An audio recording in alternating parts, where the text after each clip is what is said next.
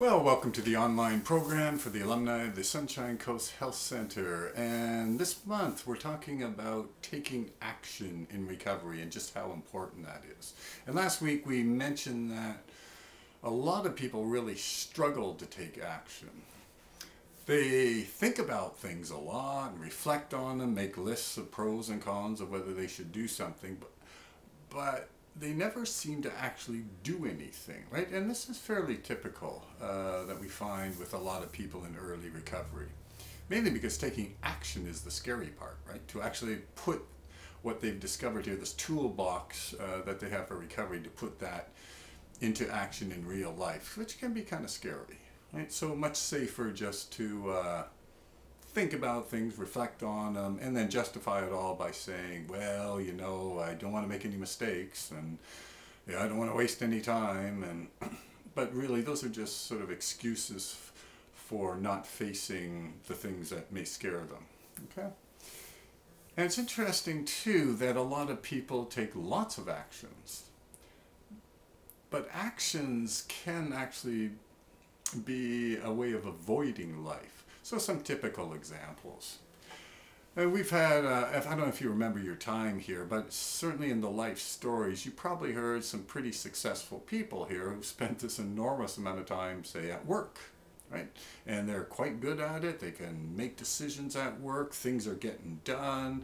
They're making money, and everything goes good. But then they will mention that, but their home lives aren't very good, right?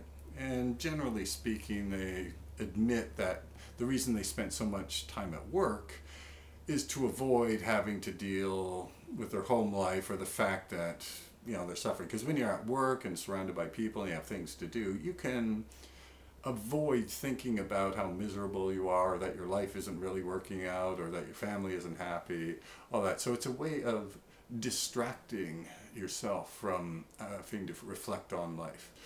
Or there are things like people who procrastinate, right? They, well, yeah, I know I should really sit down and do my taxes, but, you know, I should actually go cut the lawn, right? So they'll go spend a couple hours with the lawnmower, cutting the lawn, to avoid actually doing what they know they should do, which in this case, my little examples, is taxes.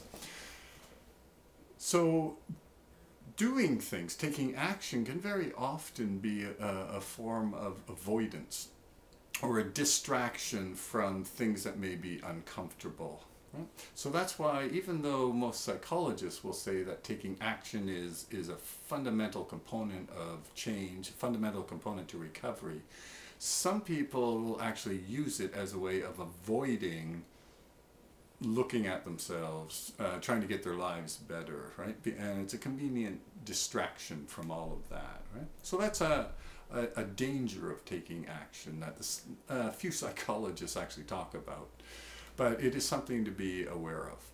Anyway, next week we'll come back with another little detail on this whole action thing.